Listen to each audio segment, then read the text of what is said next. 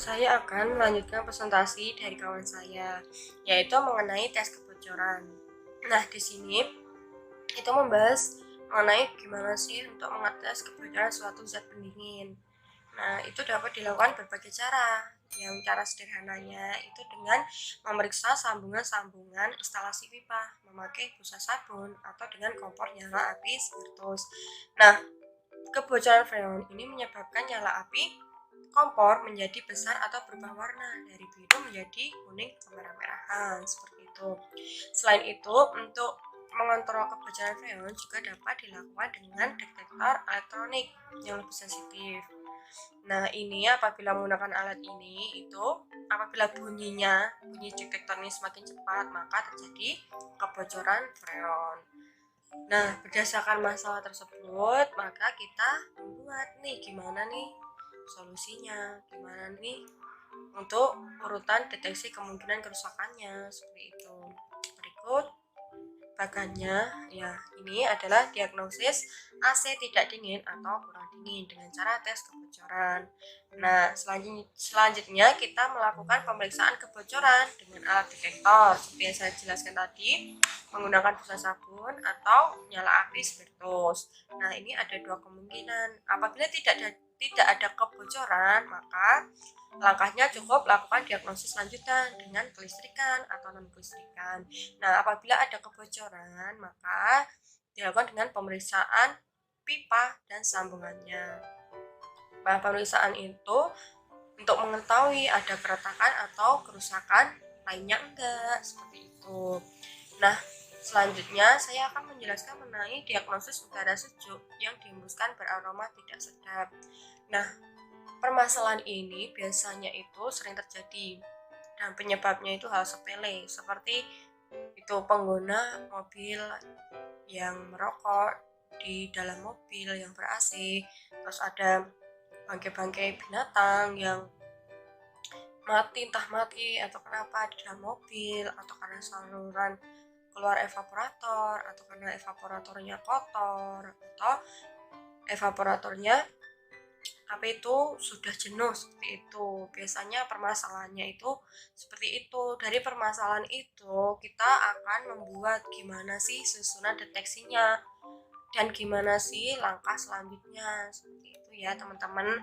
Nah, di sini ada bagannya itu mengenai diagnosis udara dingin yang dihembuskan beraroma tidak sedap.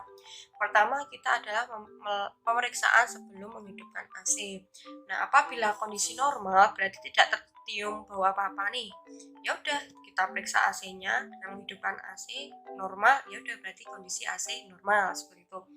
Nah, apabila pemeriksaan sebelum menghidupkan AC tercium aroma tidak sedap, maka kita harus mencari dulu nih di mana sumber aromanya itu. Nah, misal sudah ketemu seperti di laci atau di kursi ada barang atau hewan yang sudah mati, itu udah kita langsung bereskan aja, bersihkan, setelah itu hidupkan AC lagi, itu beres. Nah, apabila sudah dibersihkan nih, yang kelihatan sudah dibersihkan, ternyata kok masih tercium lagi, nah berarti kita harus melakukan pemeriksaan di saluran evaporator.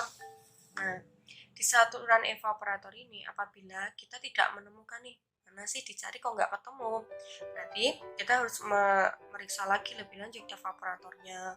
Nah, setelah ketemu itu solusinya bisa dibersihkan, atau kalau udah parahnya, udah banyak kotorannya, udah jenuh itu, maka kita harus ganti evaporator yang baru seperti itu.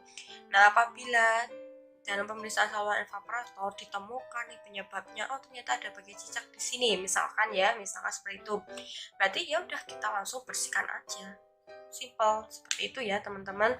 Ini saya akan melanjutkan presentasi mengenai diagnosis sistem HVAC. Nah, jadi dari segi pengertian, diagnosis sistem HVAC adalah sebuah cara yang dilakukan untuk mengetahui penyebab terjadinya permasalahan pada sistem AC secara khususnya. Nah, jadi di HVAC itu ada dua segi yang diperiksa. Jadi secara umum itu pemeriksaan dilakukan dari sistem yang ada pada sebuah mobil atau kendaraan. Kemudian secara khususnya pemeriksaan yang dibatasi dan berfokus pada sistem pendingin mobil, yaitu sistem AC, seperti itu. Nah, berikut adalah langkah-langkah dari diagnosis sistem HVAC pada sistem pendingin, seperti itu. Nah, bisa dilihat di sini ada beberapa persiapan yang harus dilakukan. Jadi, dalam menentukan sebuah permasalahan itu ada indikatornya, seperti itu. Indikator dari sistem AC yang didiagnosis menggunakan sistem HVAC itu yang pertama adalah apakah putaran motor blower itu normal. Jadi untuk mengetahui apakah putaran motor blower itu normal, sebelumnya dilakukan 3 pemeriksaan. Yang pertama, pemeriksaan visual dari segi yang nampak itu seperti apakah kabel terpasang dengan benar, apakah soket terpasang dengan benar, dan sambungan-sambungan terpasang sesuai, seperti itu. Terus yang kedua adalah pemeriksaan baterai minimal 70%. Kemudian yang ketiga adalah pemeriksaan coolant yang dianjurkan pada posisi penuh atau pada garis stop. Nah, jika ketiga aspek ini sudah terpenuhi, maka indikasi putaran motor blower itu akan normal. Namun, jika ketiga hal ini terpenuhi, tapi kok indikator yang pertama ini belum sesuai, maka dilakukan pemeriksaan pada saklar dan kelistrikan motor blower, seperti pada gambar ini. Nah, jika sudah diperiksa dan diperbaiki pada saklar dan kelistrikan motor blower, maka didapatkan hasil pada indikator yang pertama adalah putaran motor blower yang normal. Kemudian lanjut ke pemeriksaan selanjutnya, yaitu memastikan kerja sistem itu mencapai temperatur kerja mesin. Indikasinya adalah apakah hembusan udara yang keluar hanya dingin atau hangat saja, seperti itu. Jadi jika sistem pendingin sudah bisa menghembuskan udara ke kabin kendaraan itu sudah sesuai, maka pemeriksaan berhenti di sini. Namun jika belum sesuai, maka dilakukan pemeriksaan lagi dengan indikasi apakah sistem AC bekerja dengan normal, seperti itu. Nah, kan di sistem AC pada kendaraan itu kan tidak hanya blower saja, jadi ada kompresor, lalu evaporator, seperti itu. Jadi beberapa hal yang harus dilakukan ketika AC bekerja tidak normal. Nah, ini pada indikator ketiga, ketika AC-nya bekerja tidak normal, kita menormalkan kinerja AC-nya, seperti itu. Dengan melakukan itu pemeriksaan tes tekanan dan pengisian freon jika diperlukan. Kemudian pemeriksaan suhu di saluran tekan kompresor. Lalu pemeriksaan kaca pengontrol di filter. Kemudian pemeriksaan tanda-tanda adanya kebocoran pada sistem. Kemudian pemeriksaan kondisi sensor-sensor. Lalu yang terakhir adalah pemeriksaan kopling magnet. Nah, jika keenam hal ini sudah diperiksa, maka didapatkan hasil pada indikator ketiga adalah AC bekerja dengan normal. Nah, ketika indikator pertama dan ketiga sudah sesuai, maka indikator kedua yaitu apakah hembusan udara yang keluar itu didapatkan hasil yang sesuai, seperti itu. Jadi di dalam diagnosis sistem HVAC, ketika terdapat satu permasalahan itu dicari akar permasalahannya. Jadi akar yang menyebabkan permasalahan ini terjadi. Jadi bukan hanya dalam satu jalan, tetapi ada beberapa indikator tadi.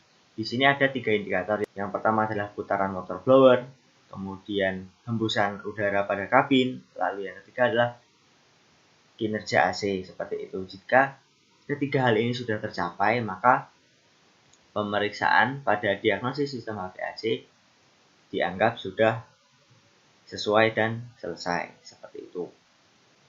Kemudian selanjutnya ada alat ukur dan penggunaannya dalam sistem AC seperti itu. Jadi ketika melakukan diagnosis ataupun pemeriksaan pada sistem AC, maka dibutuhkan sebuah alat ukur. Nah, dalam kasus ini ada beberapa alat yang digunakan. Yang pertama, bagian pojok kiri atas ini adalah multimeter. Multimeter merupakan alat ukur kelistrikan yang digunakan untuk mengetahui tegangan, hambatan, dan arus listrik. Seperti itu. Penggunaan multimeter pada diagnosis sistem AC adalah antara lain untuk mengukur hambatan pada kumparan, kopling magnet, dan soket motor kipas. Lalu yang kedua itu ada manometer. Nah, jadi manometer ini digunakan untuk mengukur tekanan tinggi dan juga tekanan rendah, seperti itu, yang berada pada sistem AC. Hasil dari pengukuran manometer ini dapat menentukan apakah sistem AC pada kondisi normal ataupun tidak pada kondisi normal. Nah, ketika hasilnya menunjukkan tidak pada kondisi normal, maka dilakukan diagnosis sistem AC. Seperti itu.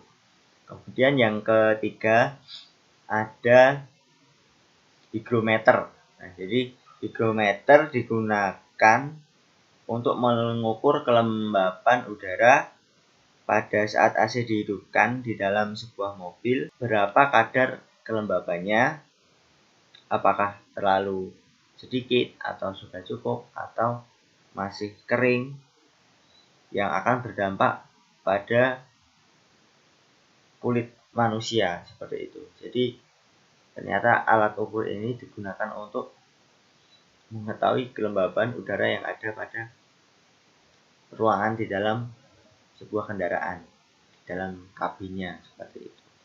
Kemudian yang terakhir ada termometer ruangan.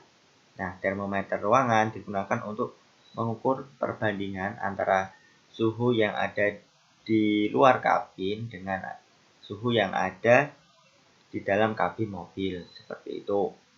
Alat ukur ini juga dapat digunakan untuk mengetahui secara akurat berapa suhu udara dingin yang dihembuskan oleh motor blower. Nah, jadi itu tadi keempat alat yang digunakan dalam diagnosis sistem AC dengan fungsi yang berbeda-beda dan saling melengkapi.